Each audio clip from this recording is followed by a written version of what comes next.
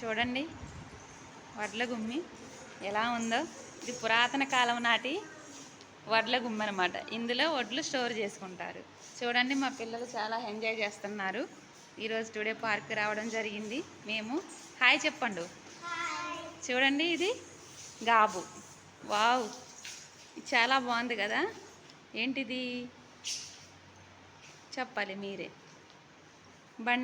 బండి చాలా బాగుంది కదా. వావ్, చైరు చెక్కలతో తయారు చేసినటువంటి చైరు. చూడండి చాలా బాగుంది. చూడండి ఇది ఇల్లు ఎంత బాగుందో. ఇవి చిన్న ఇల్లు అన్నమాట, చిన్న మంచం. వావ్, చుట్టూ గది, తడికల ఇల్లు. చాలా బాగుంది కదా ఫ్రెండ్స్. మీకు నచ్చితే లైక్ కొట్టండి.